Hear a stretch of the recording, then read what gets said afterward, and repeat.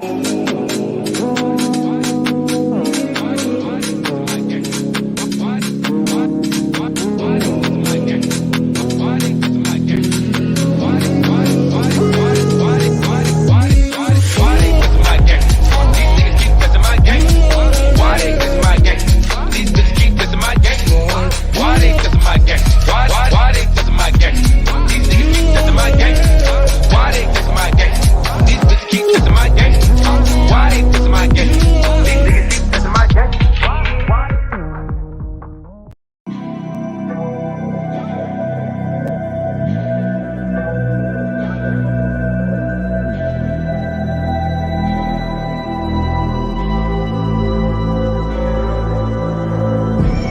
did it, you woke a sleeping monster.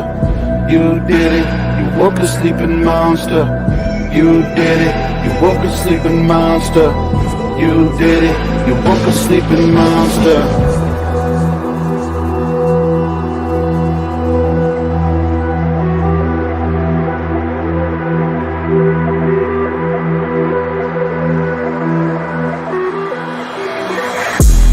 Yeah, now check my lenses. Yeah, look through my window, my crescendo. Step up the tempo, my life's an innuendo, but I'm super like Nintendo. I bounce back like Rambo. I'm the truth, Paul Pierce. Y'all still wet behind the ears. Your peers cried tears, cause I spit so fierce. You did it, you woke a sleeping monster. You did it, you woke a sleeping monster. You did it, you woke a sleeping monster. You did it, you woke a sleeping monster.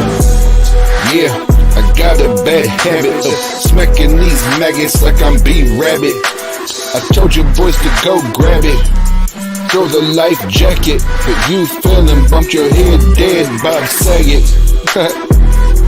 So moving forward, do not feel the mention or pay attention. I am the fourth dimension, I'm the shark, motherfucker, now you've been bitten. You did it, you woke a sleeping monster. You did it, you woke a sleeping monster. You did it, you woke a sleeping monster. You did it, you woke a sleeping monster.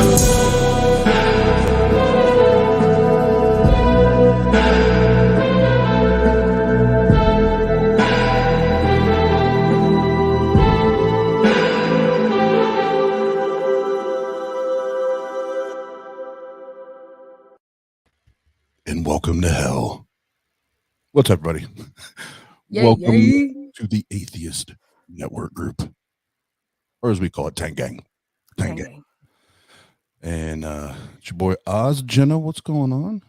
Oh, I am hyped. Hype. That is a dope intro. I'm just gonna say that one more again. Dope. One more again. One more again. Dope. I noticed you lost your doctorate overnight. I did. Shit. I'm not a good Christian apologist, so Yeah, I'm you held on to yours. Hell yeah. Hey, if these Christians can just fucking throw doctor in front of their name with no goddamn reason, so can I. I don't know what I'm a doctor of, but I'm a fucking doctor. You just got the paper. And you're gonna learn today. You're gonna learn today. Well, Dr. Ozzy. Today is our Mental Health Awareness Month stream. Mm-hmm. And because we do it, and we're gonna do it well on our being comfortable with the uncomfortable. Perfectly fitting. I know this is one of our popular shows on this channel. Just having that good,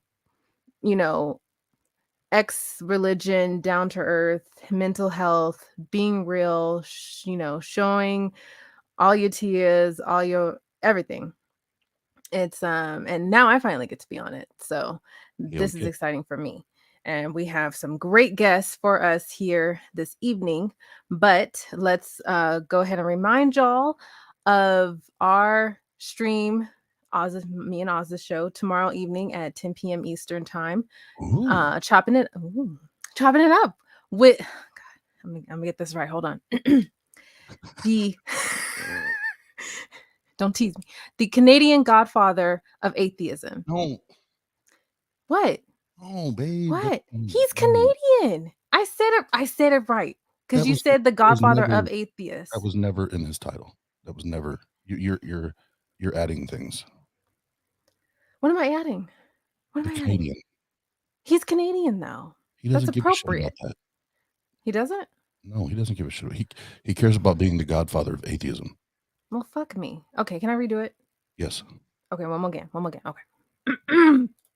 Tomorrow night, Tuesday, 24th, 10 p.m. Eastern time, the godfather of atheism, Randolph Richardson, will be with me and Oz on our show, Chopping It Up. I fucked it up again. I'm sorry. Well, it's better. Last night he was the grandfather, so we're making steps. We're doing good. Okay. I keep thinking James Brown. I don't know why. Sorry. He just looks like him. Hey. Moving on. We got better. That's coming up. It's creeping. It's around the corner. I hope y'all got your tickets. I hope y'all got your Reservations. Reservations. That's what I said, YouTube. I said reservations. To the conference in Fort Wayne, Indiana at Allen County War Memorial Coliseum, June 25th and 26th. And the after party Saturday night at the Summit City Comedy Club. And if you are a patron or a member of the YouTube channel, you will have exclusive live footage of a bunch of atheists getting fucked up. That's hot. That's hot. And you know, Madam who's in the chitty chat right now, she gonna be there. She gonna throw it down. So, you know, if you don't want to miss out on Madam Who? Madam Who? Madam Yeah, you already know. You know, you don't want to miss it. Yeah. We got other shows in the works coming up in the next couple of weeks leading into June. We didn't want to impact the schedule too much because me and Oz are working quite a bit on the conference coming up in late June, but tune in to those upcoming shows. But without further ado, Dr. Ozzy, let's come on and bring in our guests for this evening. Should we? I don't know if you want to. Yeah. This is for all you non-philosophizing black sheep, unwelcome, pushed to the side motherfuckers like me. Yay. What's up, everybody? Hey. Woo. Hello. Hey. Well, before we get down to business, let's do some proper introductions here so we know who's and who's not and who should be and who should and all that shit. Right? So first, welcome. Thank you guys for being here, taking time out of your day, your evening to hang out with us and talk about what I think is one of the most important conversations as far as normalizing and highlighting and putting a huge fucking spotlight on, and that is mental health, mental illness. So I'm looking forward to this. These are always very special to me. But we'll just kind of go in baseball terms. We'll go around the horn here real quick. So obviously, you guys know Dr. Ozzy and Dr. Jena. But then I lost my doctorate. A couple faces on here, but we'll go through because I think I saw some new people in the chat. So we'll just go through and make sure we're all properly introduced. Aunt Kathy, we'll start with you. Just tell everybody a little bit about you. Hey, I'm Aunt Kathy. I am actually Oz's blood relative. I'm his for real aunt, and he's the one that got me started in all this business. And I'm doing good, and I'm just glad to be here. This is a topic that's dear to my heart, and I'm glad to listen and to share and to grow from tonight. Hell yeah. All right. And then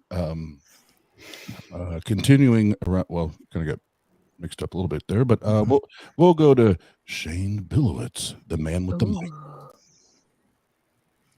Hi, thanks for having me. I'm Shane Bilowitz. I've been an atheist for a while, and just earlier this year, I put a couple videos together and started a channel. So I don't know, you'll find me hanging around TANG.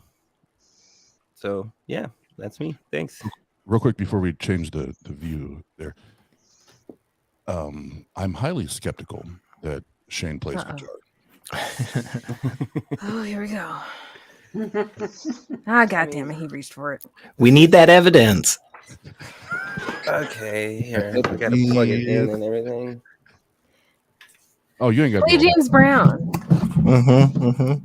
'Cause apparently that's what I'm thinking about. What are we? Don't blow my eardrums up.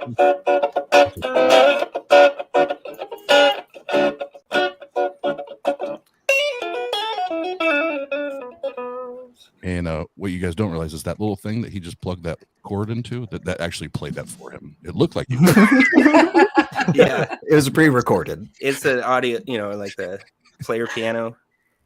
Oh, legit. I have one of those. I don't. No, I fuck with Shane, but Shane has your degree was in music theory, right? Yeah. Yeah, that's badass. That's a lot of work. So, thanks for being here, Shane. Appreciate you. Oh, it just continues to move around on me. I'm sorry. No, it's not your There we fault. go. I'm gonna do it for you. It's a software. And then we have CosmicKyle. With you. How's it going, everybody? I go by CosmicKyle on YouTube. I'm an atheist and space science YouTube creator. Just like Shane, you'll find me here around TANG all the time. And yeah, smoke a lot of pot.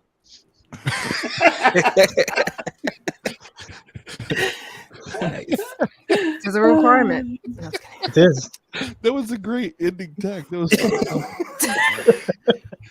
and then you guys already you already know what time it is. Yeah.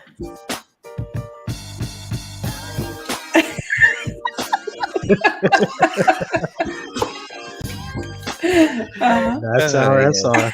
Ladies and gentlemen, none other than secular Rarity. That is once again, just to remind everybody, that is trademark. That dance is. So if you're doing that without my explicit permission, you will be hearing from my lawyers.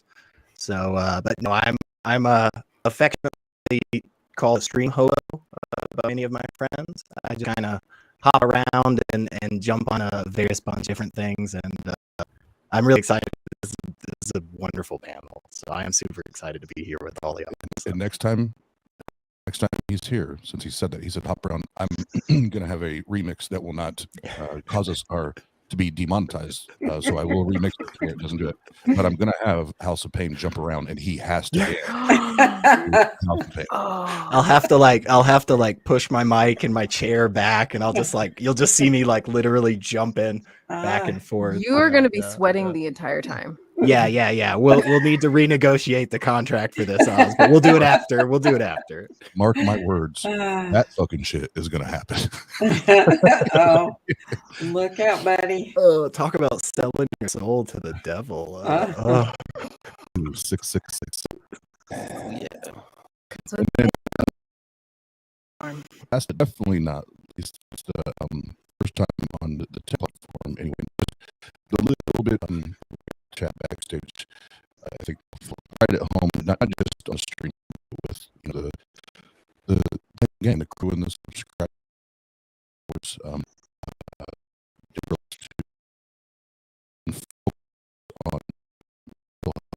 that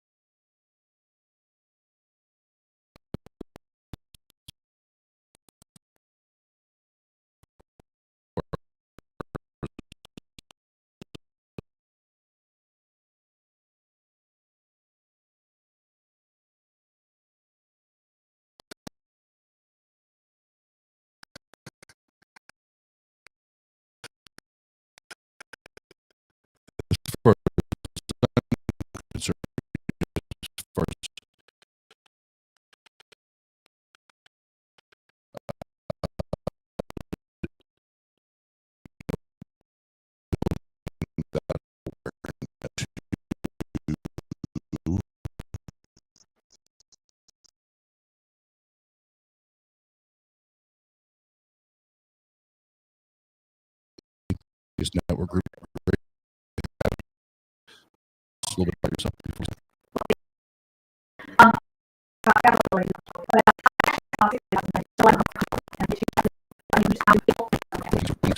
Whatever, more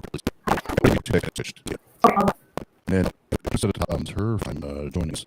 Well, these are titled I'm kind of comfortable with behind even before we read the first one was has to do we've had mental health conversations. That definitely would be, you know, an aspect of this format. But individually and collectively challenging all of us as peers or fellow skeptics or atheists or whatever, that we continue to challenge each other to be better and to get out of those, you know, outside of those comfort zones, because it's very easy to become complacent and just kind of you know, depending on what that comfort zone is or that box is, you can turn very reclusive or like very hermit-like, where it's, you know, and now all of a sudden there's the you know, socializing and conversations, those diminish, and when those diminish, that takes a toll on us, because now we're not having that human interaction, and we're not even giving ourselves an opportunity for anyone around us or involved in our lives to tell us that we are worth it, or they do love us, or we mean something to them, and we lose those components when going through that. So that was you know, part of even, you know, originally starting this, and I've been very, very excited and happy and grateful that this has become probably one of our top 2-3 streams that we do, and this one's once a month, and I think that's fucking awesome. You know, because this one, we don't really talk about atheism that much. We don't talk about skepticism that much. We talk about the human experience, you know, and what it is to deal with the reality that we have in front of us and what we're confronted with on a daily, weekly, monthly basis. So that said, May is Mental Health Awareness Month. So that's, you know, obviously why we're taking the time to just zero in on that this evening. But I was thinking, you know, last 2 or 3 days on how to start the stream. You know, sometimes it's best to, you know, have a couple of opening questions, kind of get the ball rolling, and then let it, you know, yes. If I may. Yeah. Because during everything, a lot of the audience missed out on Deborah because there was a lot of lag and audio issues, which I was trying to alert you of. So we need to reintroduce Deborah to the viewers. Oh, okay. No problem. No problem. All right. Let's do that again. And Deborah, One we'll more. sure. What's that? We're good now. We're good now. Okay. Hopefully my fixed whatever was on my end, but my name is Sounds Deborah. way better now. Okay, thank you. About 6 months ago, I started a YouTube channel called Let's Get Real About Mental Health, because I decided that I was kind of tired of watching friends and experiencing myself having mental health issues pushed to the side or not talked about, or being a family shame because you have depression or something like that. So I decided to actually put the issues out there and show what I experience as a person who has mental health issues, and show the real experience, so we can put a name to the face, or a face to the name, so people will start to understand it's really not something to be ashamed of. It's just part of who we are. It's not everything we are. It's just part of who we are. Mm-hmm. Mm-hmm. Absolutely. Thank you. Yes. Yeah. Thank you, Deborah. And it sounds night and day, different and better. So thank you. Thank you. So yeah, all that said, I'll just get into, I have 2, maybe I told him backstage, 2, possibly 3 questions, kind of get us kickstarted, and we'll go kind of open forum or organic conversation. And I think for this, probably the most for the viewers, Jena, if you want to do the layout, put me on the one that's the prominent and the others on the side, because I'm going to go one by one, kind of. Thank you. And I'll just, and then that way I can keep everything with my ADHD brain. I can keep everything in order. No problem. So Jena, you're at the top. So first question is, did you, first of all, did you grow up a Christian, and how long have you been an atheist? Yes, I did grow up, born and raised a Christian, Baptist, to be exact, as far as denomination. Majority of my life, up until about 4 years ago, I had several years of deconstruction from my early 20s up into my late 20s. Things I processed all on my own, silently, and then deconverted 4 years ago, and now recognize myself as a atheist. So there you go. Awesome, thank you. And because this is gonna start knocking it out of order, so just leave, if you would please, just leave me here, because I'm gonna do it like a speed round here. So just leave me here, and I'll go. I'm not touching the button. Thank you, because I don't want to miss anybody. And then Deborah, did you grow up in any type of faith in a religion, and if so, how long have you been a atheist or a non-believer? Yes, I did. I actually grew up in the church, Lutheran to be exact, and it's only been in the last 5 or 6 years, and I'm 52, so a little late in life, but that I started to questioning things and started looking around and really saying, you know what, this is not right. This is a set of standards that are set forth that I don't believe in anymore. I don't know if that I'm ready to call myself an atheist because I'm still getting there, but I'm definitely calling myself a humanist now, and that's what's important to me. So, Absolutely, no, thank you. And there's no such thing as being late to the party as long as you show up to the party. Sure. And if you don't believe me, just come to about 10 straight Tang streams and you'll find that out.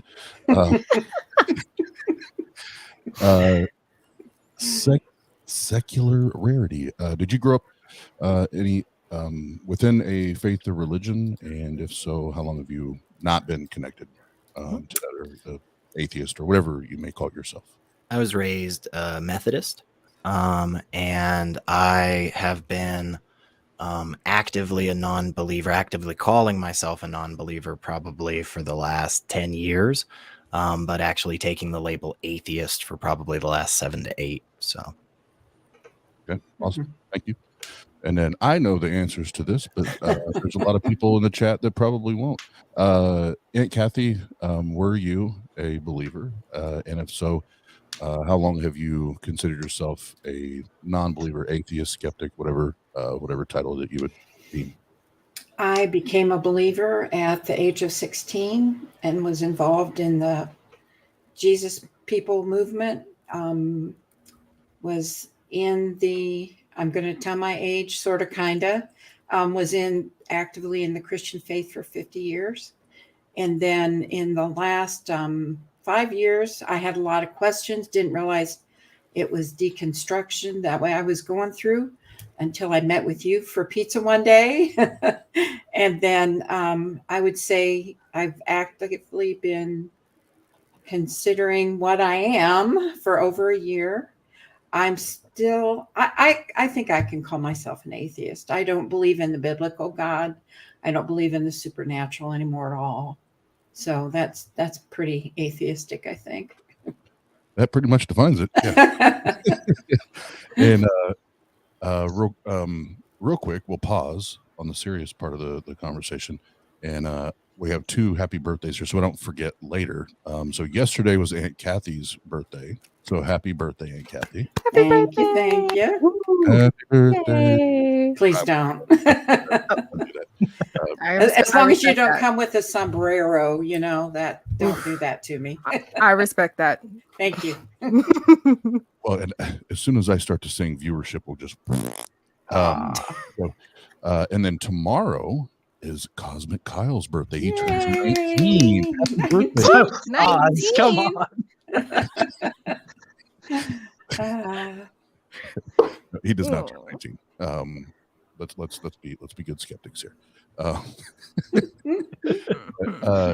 Shane Bilowitz, did you grow up within a faith or religion, and if so, how long have you been a non-believer, considered yourself atheist, agnostic, what have you? Yeah, I did. So I grew up Presbyterian. I'd probably say I was a Christian since the age of 5 or 6. And I've been an atheist for about 15 years, actually. But within the past like year or two, I've only been really kind of serious about thinking about it and, you know, wanting to be an activist or be outspoken about it. Yeah, it was about a year, roughly, right around there. It's my ADHD brain, so don't trust my timelines ever. But I think it was about a year ago. Shane had found our channel and then found our Discord, and Shane was always the first one. You know, I need to start doing those things again because I enjoy them. They're fun, and you learn a lot from them. But I would do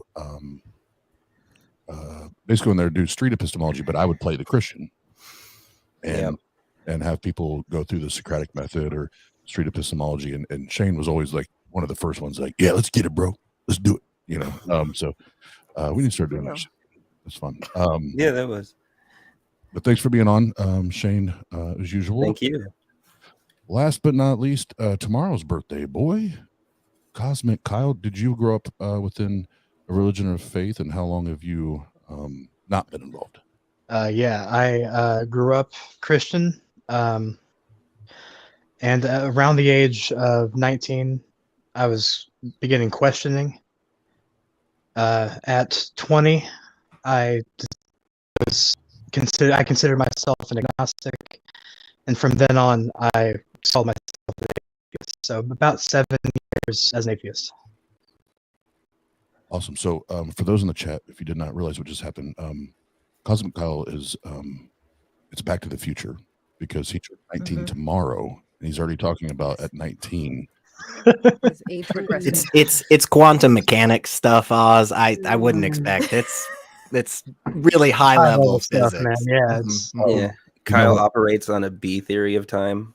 As soon as the word quantum comes up, I already know we're talking about bullshit. So, thank you, apologist. And then my for and again, usually I don't even talk about them, but I've seen new names in the chat. So that way, you know, everybody's kind of background. So yes, I grew up not just in or with a religion, but in a very highly indoctrinated household. My mom was a music pastor, dad was an usher. My brother is still currently lead or senior pastor today. I come from the crazy ass fucking evangelical charismatic, like slinging oil, just swinging from the chandeliers, yakaba da da da da, passing the devil by, waving banners and spitting on people, like you name it, and we were fucking doing it in the name of Jesus. You know what I mean? So I come from that, and it was about. It's hard to put an exact time on as far as when I began questioning, because I remember years ago when my mom was living in Columbus, Ohio. I remember like Dad, Mom, don't you think like some of this is hocus pocus? Like I remember even at that stage, already those like, and I remember how bad it would piss her off, you know. And I think that stopped me from asking more questions, because I was like, oh, you get angry. You get angry. You know, so it kind of,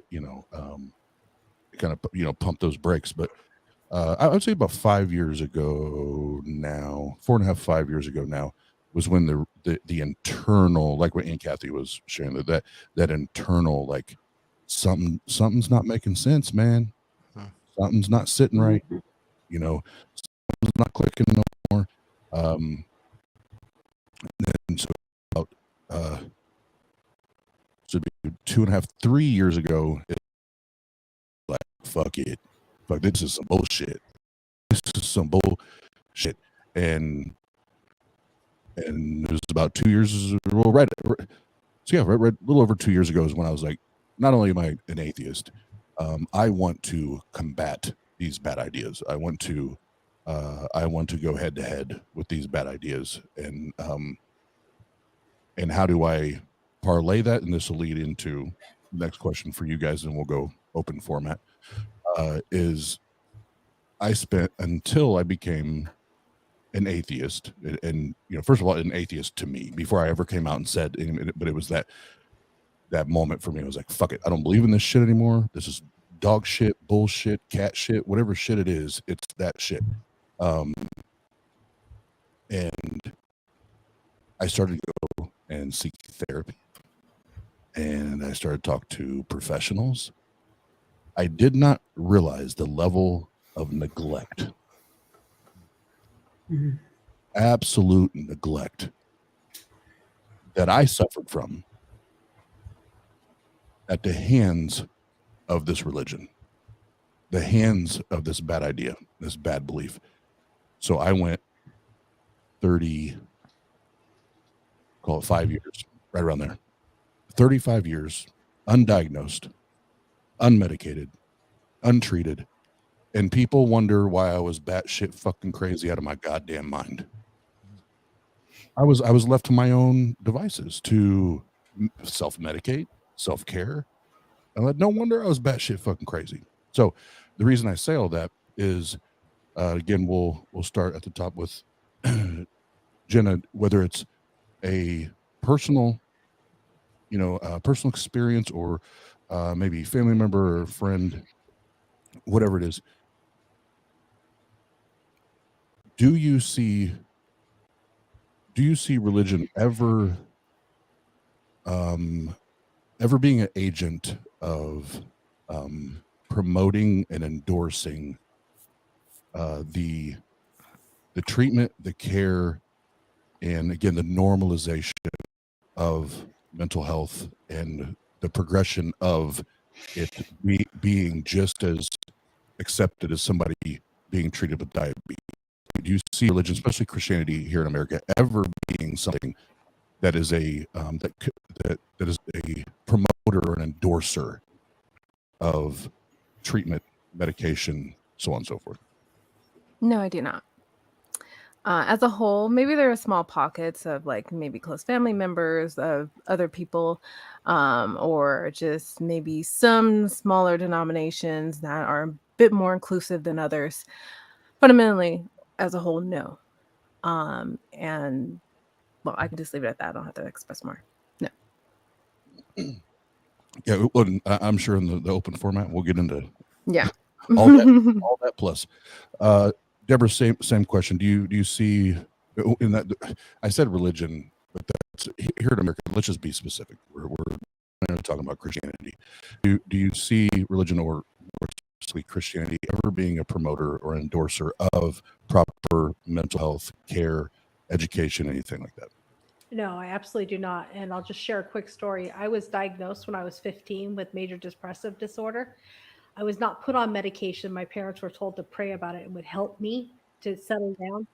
I had to go to the doctor when I was 17 by myself without my parents and get on medication. And I hid it. I hid it for years.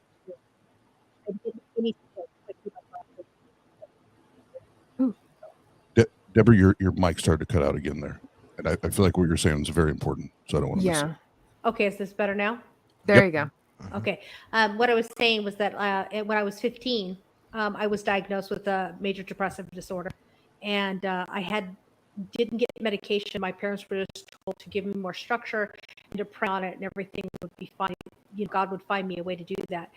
It wasn't until I was 17 and suffered my first real big breakdown that a friend of me went to the doctor and got me on medication without either one of my parents being there. I had to lie, and get my medication, and I had to hide it, and I hid it for years and years until another event happened. But I don't believe that any form of religion, there might be pockets, you're right, Jena, but I don't believe as a whole that religion even supports the acknowledgement of mental health disorders or helping those people, people. In fact, once we get through, once we get to Kyle and go through this, I'm going to have kind of an alley-oop that I'm going to throw up that ties into what you were just sharing, Deborah. So we'll go through that, and I'll kind of throw that alley-oop, and then we'll just start to run and chop it up, from there. But the other disgusting part of what you're talking about, Deborah, is those those pieces of advice or guidance that's coming from a non-professional that has no idea what the fuck they're talking about. And not only do they only say that dumbass shit, but then they'll well, it's probably a devil. It's probably a demon. It's probably possessed. Fuck you. And we'll move along. Rarity, do you ever see, specifically Christianity here in the States, do you ever see Christianity being a promoter or endorser of mental health awareness or education or anything like that? No, there are fundamental aspects to all of the Abrahamic faiths specifically, but we don't have to just pinpoint them. Believe me, Hinduism, as well as a handful of different Southeast Asian traditional religions and so forth. All religion at its core has things that are incompatible with properly caring for and diagnosing and treating mental health. Yeah, agreed. I'm proud of myself because my ADHD brain just wants to go on rabbit trail every time you guys say something. So I'm doing good. And Kathy, do you see Christianity ever being an advocate for an endorser of proper mental health training, education, anything like that? No, and I'm speaking from personal experience. Was never encouraged. Basically, in many of the settings I was involved with, it was not allowed to be discussed. It was mental health issues were things that needed prayer, discipline, and perhaps, can't think of the word, exorcism.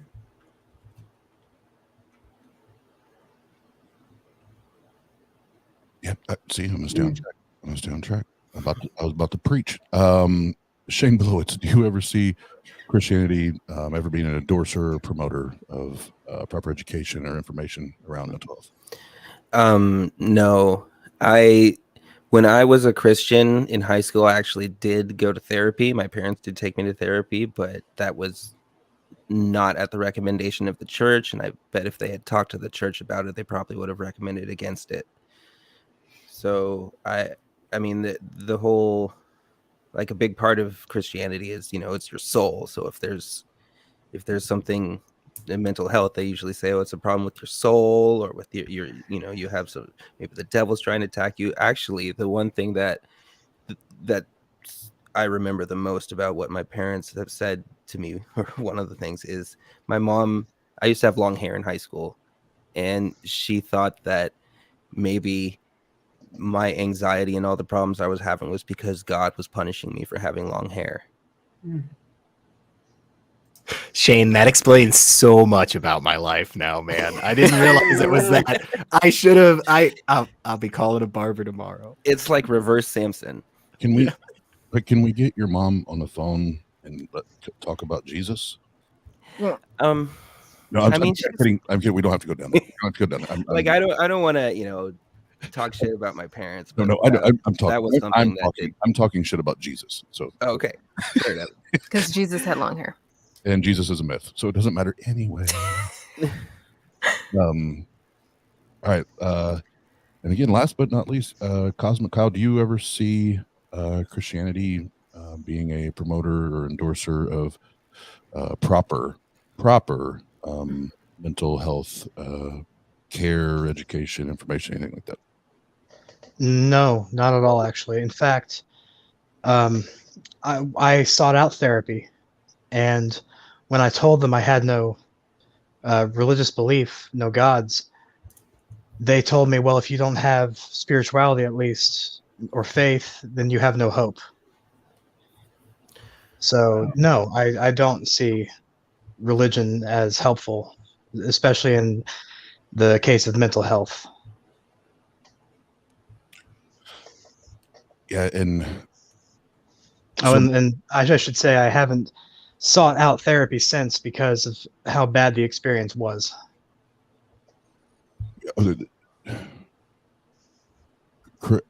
Christian. Wow. Settle down, Oz. Settle down. Christian therapy is bullshit. It's bullshit. It's bullshit. It's bullshit. It's bullshit. It's bullshit. Don't let anybody convince you that's where you're supposed to go. It's fake. It's not therapy.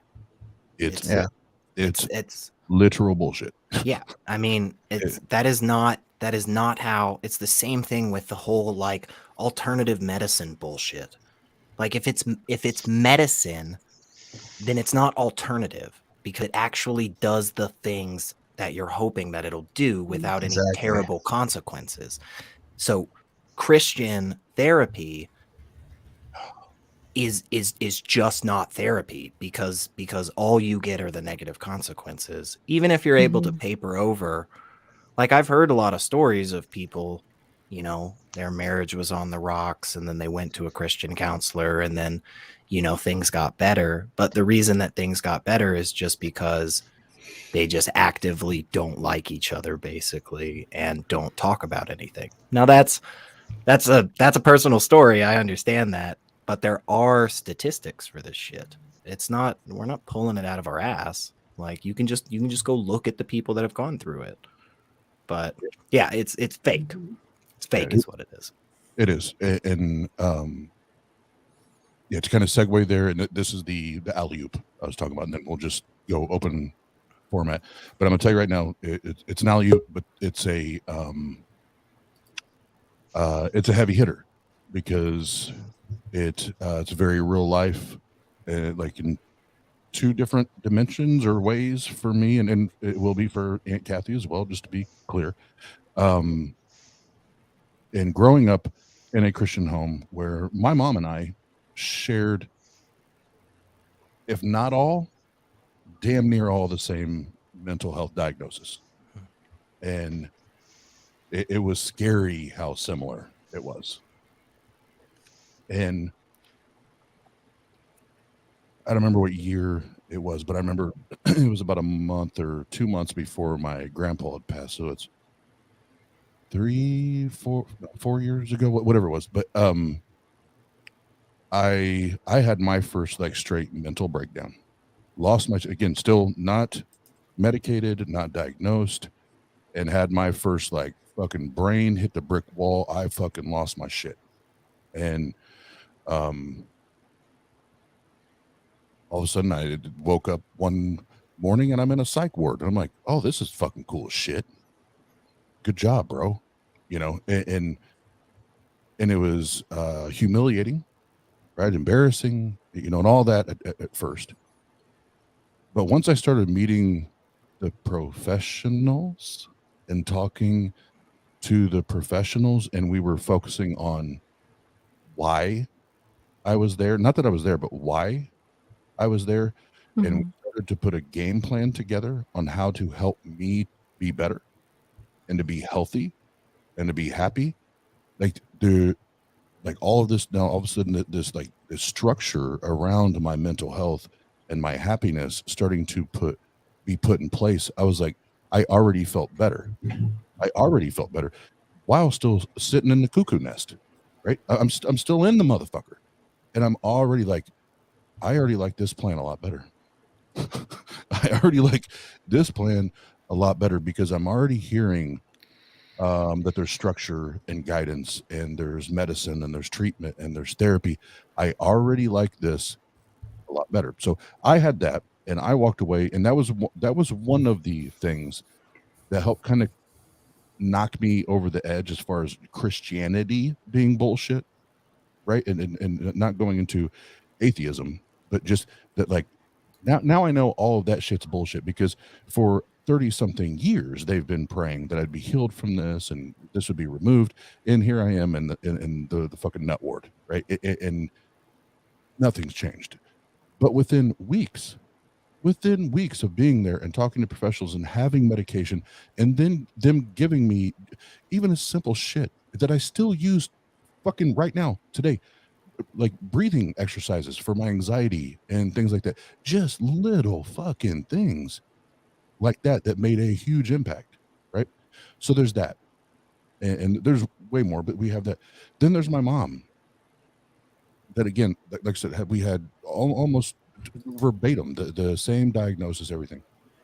Every time she went to therapy, every time she went to see a counselor, every time she went to talk to somebody that was professional in that field, it was always that of the Christian cloth, and always giving her the same vomit, the same regurgitated bullshit over and over, faith and faith and faith and pray and pray and faith and faith and faith and faith. And then guess what happens? Because she doesn't get actual treatment. She doesn't, and the doctors that she are going to, for medications are just over medicating her because they don't know what to do, because nothing's actually being done psychologically. They just keep pumping out the meds. Well, then, last year, I mean, her, I don't remember the exact date that it happened, but her funeral was on, July 31st of last year. My mom takes her life. She's the Christian. My mom takes her life, overdoses and takes her life. So that's where my mind is blown, because she's not the only one. There's so many cases. You can go on YouTube, on the internet, and find out that there are people that they give their entire lives to this faith and this religion and Christianity, and the suicide rate, or even the attempted suicide rate, is so sky high for people that are supposed to have so much hope and happiness. But it goes down to the clergy and I'll say this and I'll shut the fuck up. The clergy and the pastors and the youth pastors and the associate pastors, you are not professionals. You don't know shit about mental health. You don't know a goddamn thing about the brain. Shut the fuck up. Because you are hurting people. You are damaging people, and you are causing people to die. I'm done.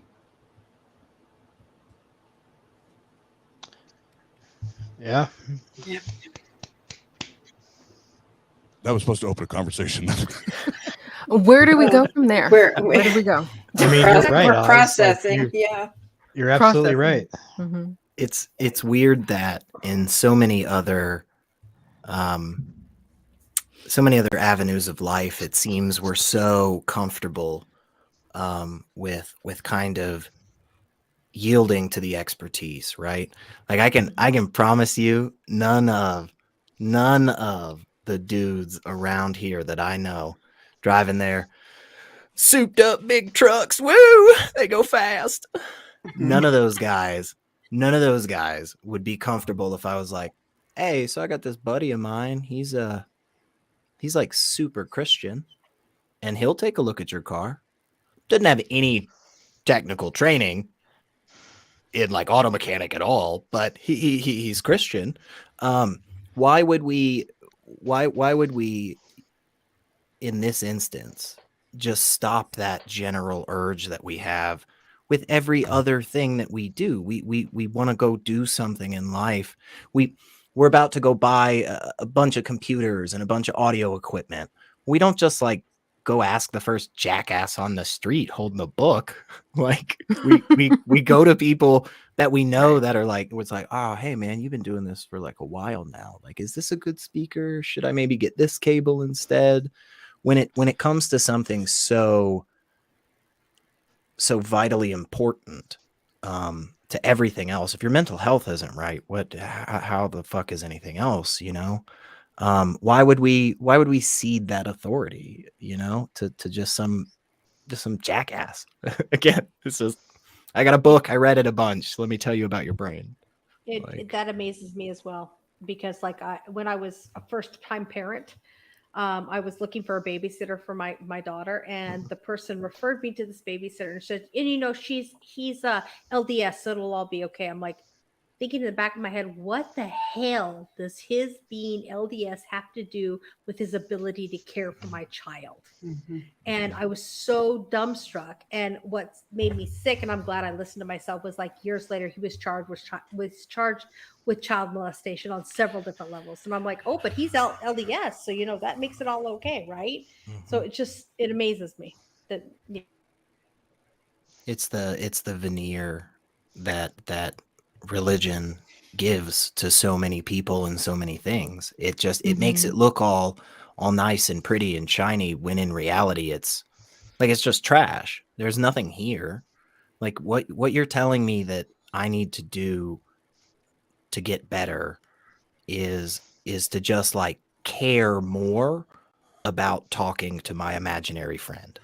I just need to try a little bit harder. See, the problem isn't that when I was born, a certain strand of DNA molecule kept replicating and eventually gave me the structure of my brain. And that determines hormone levels and chemicals and all that. It has nothing to do with that.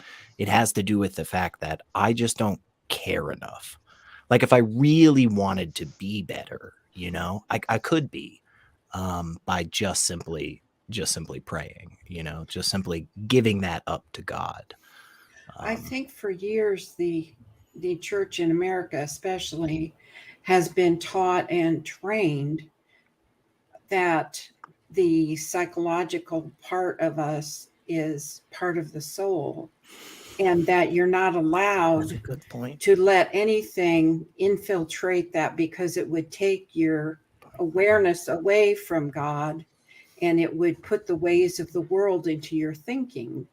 And so in order to protect yourself and stay within the limitations that Christianity had, you did not go outside of the Christian realm, or you would hear things outside of the Christian realm to help bring comfort, peace, healing, whatever. I always thought it was interesting, though, that those who had problems with their vision had no problems going to an optometrist or an ophthalmologist, or if they had heart problems, they would go to a cardiologist. But dare you mention you're having some struggles and you need a psychiatrist? Oh, heaven forbid. Exactly. You know, heaven there's forbid, never any you shame can't- with that. Yeah. Yeah. I'm sorry. No, go ahead. I was just going to say, one of the things that started my whole thought process of how can this is just bullshit, is that my father would tell me all the time, we're made in God's image. So I started thinking, well, if I'm made in God's image, then God has some serious fucked up thoughts, excuse my mouth, because I am struggling so hard as a teenage girl, which is hard enough as it is, you know. And he would like, you just need to pray on it. I'm like, well, if I was made in God's image, God's struggling the same way I am, why can I not get answers? And there weren't answers. It was just, well, pray, be more. My favorite one that they used to tell me was, well, if you dressed more modestly, then you would find more clarity. Okay, y'all, I was a teenager in the 80s. There was no such thing as modestly dressed. Okay, let's just be honest here. You know, it's the most asinine thing I ever heard. So they told you if you wore more clothes, like that would fix like the bad thoughts in your head. That's insane. It would calm my thoughts, and I would be able to focus on God and my religion, and I would be able to settle my brain down. That is such purity culture bullshit. Oh, it's bullshit. It's total bullshit, right? Like, it's the same religion that wanted me to wear a purity ring, promise I wouldn't have sex till I'm married. Now, sorry, again, I have to tell you, though, how the hell you know you're going to like sex with the person you're planning on marrying unless you try it beforehand? I mean, for crying out loud. Deborah, you got to know the shoe fits before you fucking wear it. You got to know. Yes, sir. Yes, sir. Got to know the fucking shoe fits. But I want real quick, and then Shane, I want you to go. I don't want to forget this because I know I will if I don't address it within a certain amount of time. Secular Rarity, you brought up an example or an analogy. As soon as you said it, it had immediately all the gears and the wheels and my little pea brain started turning, because I come from the furniture business. And when you talked about the veneer,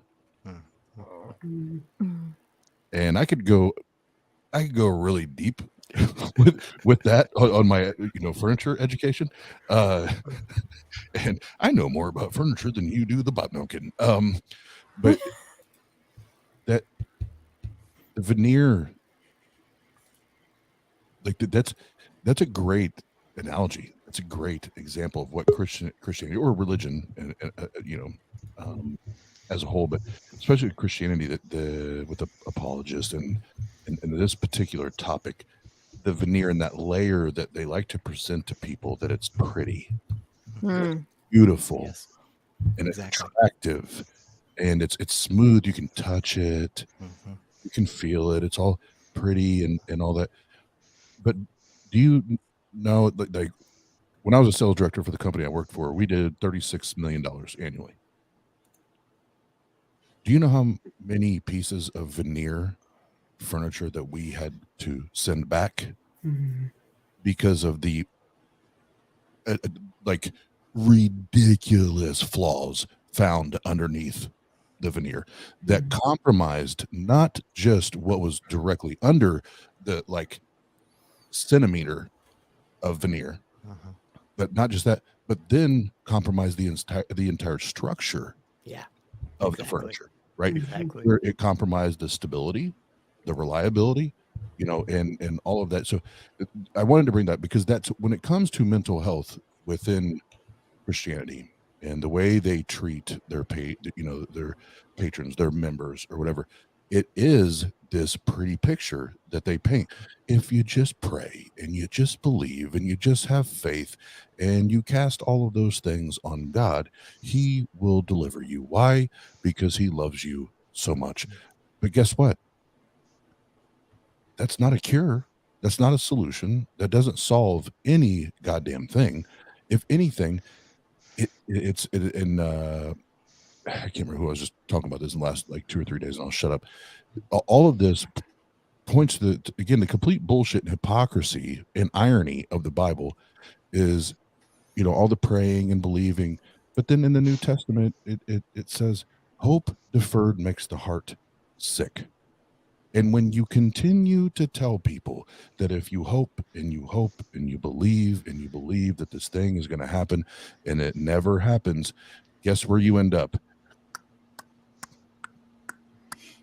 Right here, where I'm like, no, it's bullshit because I hoped and I believed and I had faith and I prayed and I did all that and it never fucking happens. Why? Because eventually that veneer peels the fuck off. It peels the fuck off.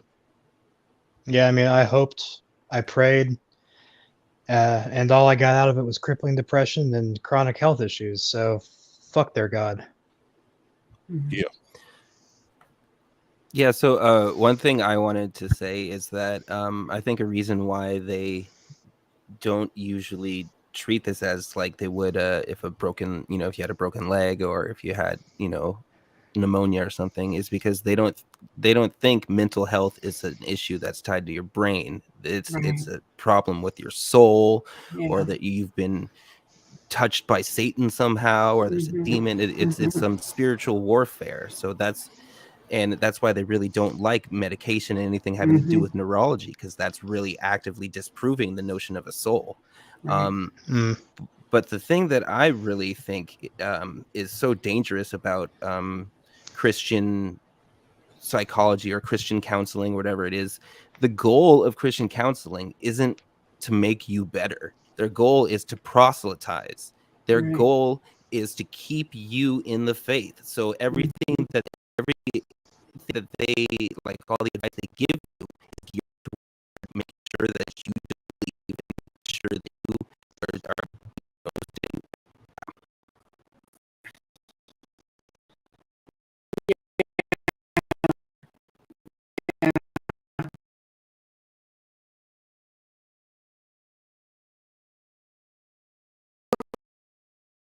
back on you. You're not really. And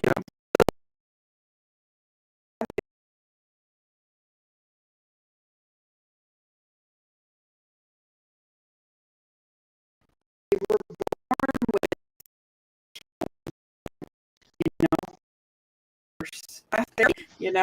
God's but it's helping, And I hoped that we would discuss a little bit tonight is the benefit of therapy, good therapy. Yeah, Therapy is an absolute lifesaver. That's all there is to it.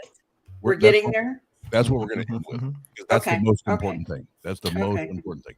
Well, if I could just kind of jump off of Aunt Kathy and Shane's points there, and Aunt Kathy said it earlier about how the psychological for so long in many of these systems was considered the realm of the soul, the realm of the spiritual, and so forth. And I think that's one reason for me personally, that I really want to push back on those claims about ghosts or claims about crystals or anything in that woo-woo faith. I don't have good justification to accept this conclusion type crap, because it frustrates me and it scares me that people are getting hurt because they're being told that the right thing to do is to just, like, I don't know, hold some quartz in your hand for like 30 minutes, you know, and that's not going to do anything for the actual problems. And again, and you said earlier, Oz, like the consequences that result from not taking this seriously, and more importantly, from the consequences from completely pushing it under the rug and just pretending like it's not a real thing, is it's not abstract. It's not something metaphysical or, you know, big fancy $5 words. No, it's people take their lives and they take other people's lives. And it is fucking terrible that we would ever allow somebody to say, like, hey, like, I've been really feeling bad over the last like 6 or 7 months. It's just kind of comes in waves. Some days I can't get out of bed. And we would just let somebody else respond with, like, oh, just hold these, like, you know, silver balls in your hand and just kind of turn them counterclockwise 7 times and then face east and pick up one. No, fuck that.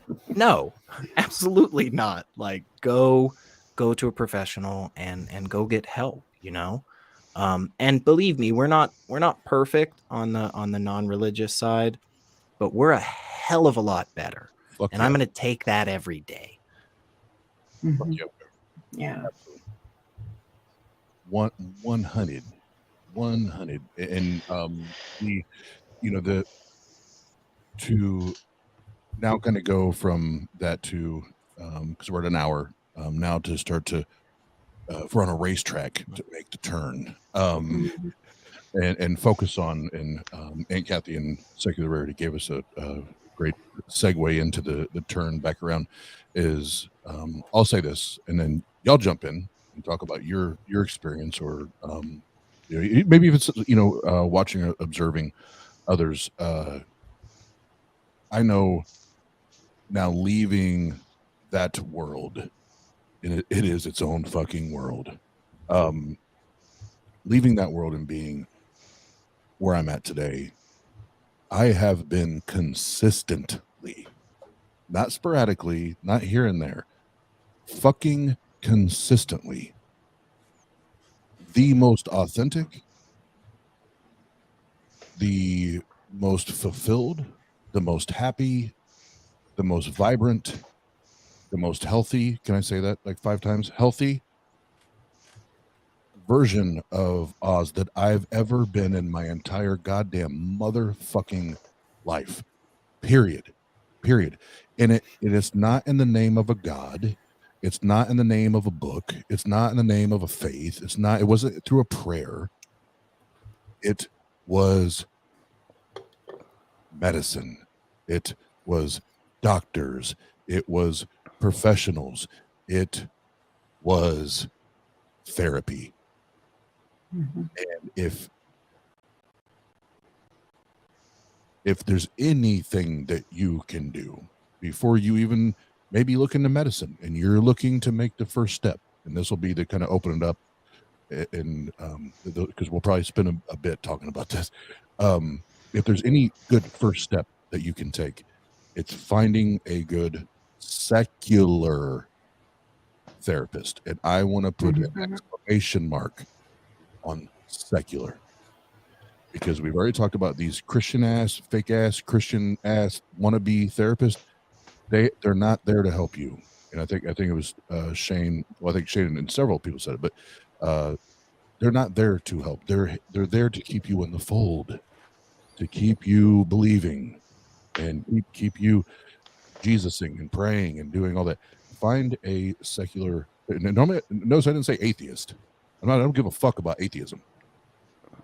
a secular therapist that's going to drive down to the source and the roots and everything of why you're feeling what you're feeling and when you're feeling what you're feeling. And doing that. And I'll say this, and then we'll open it back up. We are very lucky, or no, we're very lucky, and I am very grateful that with TANG we have access to secular. I can get you live, but I don't live in close.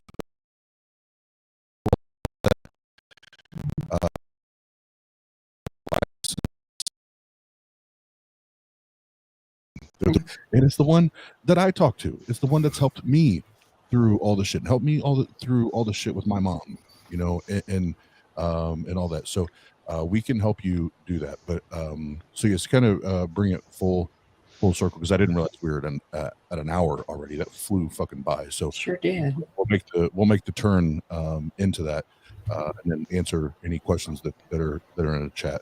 But whoever wants to pipe up first, you know, go ahead. But therapy is, I think, is the first step in you healing or trying to find the healing in a better state of mental health. That's my opinion.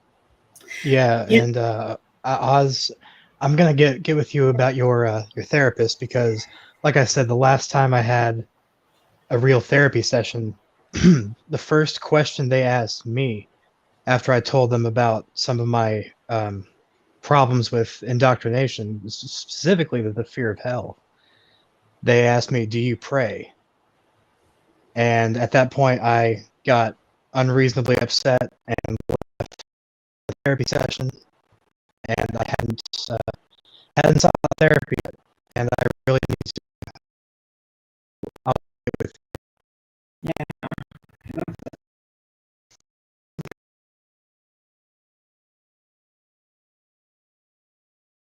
Oz, as you were about 7 years now, maybe a little bit longer, when we went through what we did when your mom died, and I went up to Fort Wayne and stayed in the house where your mom lived and slept in the bed that she slept in. And yeah, my therapist texted or called me every day I was there. Now that's a therapist. I mean, there were days I could do nothing but cry, but she would give me something to think about or talk about every day that pulled me up and out every day. And, you know, I've had so many people I've heard so many people say, well, therapy didn't work for me. Well, therapy doesn't, it's not like they wave a magic wand over you. They give you some tools that you have to use to make changes for yourself in how you think and what you do. You are actively involved in making changes. Now you can't, you know, I'm doing the medication. I've been on medications for years. The only bad thing I hate about the last medications they had to change after everything we went through with Sherry was, you know, the side effect is I've gained weight. Well, you know what? I've decided I'd rather be pudgy and happy than crying all the time. Absolutely. So, you know, I mean, I don't like having to buy a bigger wardrobe, but I can't live with me being depressed all the time. And it's a chemical imbalance. It's not anything I do to myself. But I am so grateful for the medications that are available. It's like suddenly the light comes on when it's the right balance for you and you feel like a real human being. And then when you've got a great therapist who can walk you through all the shit you've lived through in your life and give you tips on how can we make this change? How can you think differently? I mean, I can't say enough for it, because I'm a different person than I was 10 years ago, than a year ago even. Yeah. You know? And Kathy, if I can, because what you just said there is so fucking important, and especially for if there's tonight or tomorrow or a year from now somebody watches this stream, that you are leaving Christianity. Therapy is not a god.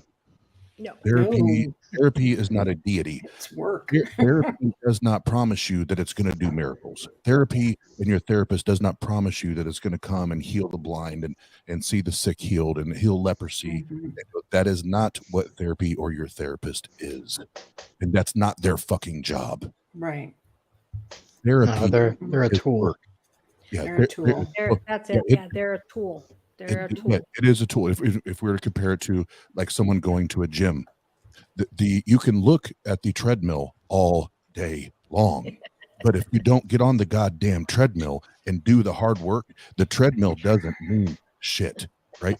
And it's the same thing. If you're going to go talk to a therapist and you I'm gonna pull Dr. Phil out for a second. You better be really ready to be real with yourself. Because it doesn't fucking matter if you're not willing to be real about you and how you're feeling and what you're going through. No, therapy doesn't work. It's not God.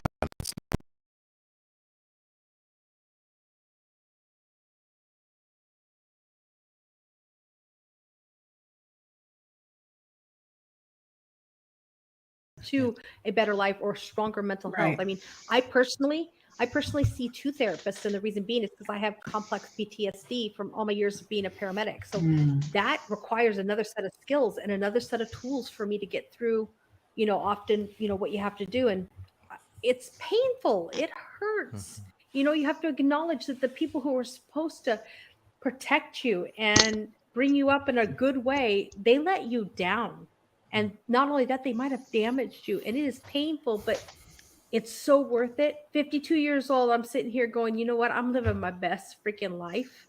And I can say to my children who are experiencing genetically, because of me, they're experiencing their own mental health issues. But I'm sitting here going, get help, see a therapist. Do you need me to go with you? I'll do anything I can for you to make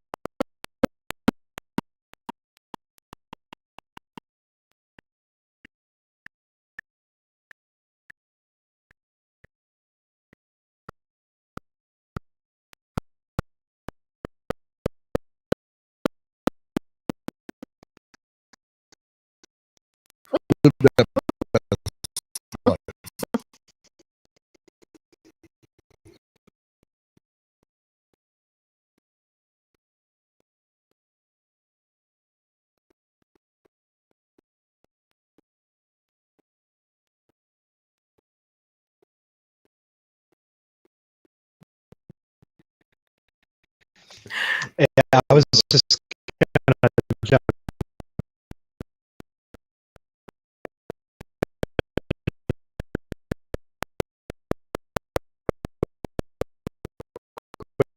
and say that this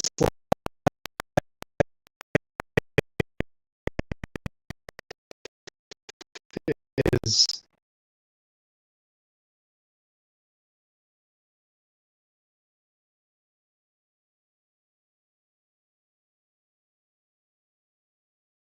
Yes, to absolutely. what was bouncing around my brain with this and the armchair and how does that make to Dr. Ray one time? Secular was so sometimes one of the most important them go like, oh, tell me about it. Like, what's up? I think that's something that has become so outside of the norm for so many of us in the US. Just this idea of genuinely being able to connect with somebody when we're having a bad time or they're having a bad time. And part of it, I mean, how are you going to get into that kind of conversation checking out with groceries, like 2 dozen eggs in your cart? Like, that's not really the place. But at the same time, I really think there are some simple things that we could do that would kind of indicate to everybody on a regular basis, like, this is something we care about, I think the fact that the phrase, hey, how are you today? Or, hey, how's it going? Like, is literally just you saying hello. It's not the invitation for a conversation with somebody. I've made that And mistake. well, and that I think that says a lot because it kind of gives off this impression that there just is no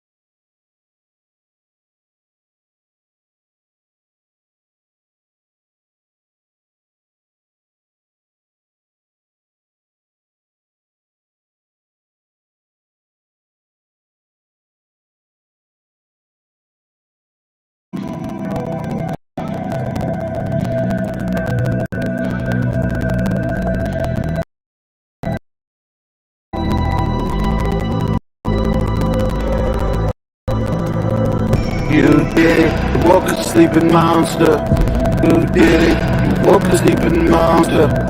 You did it, you woke a sleeping monster. You did it, you woke a sleeping monster.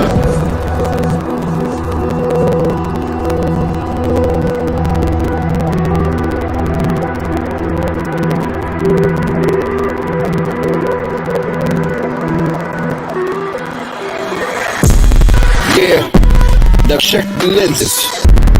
Yeah, look through my window, my crescendo. Step up the tempo, my life's innuendo. My Super Nintendo.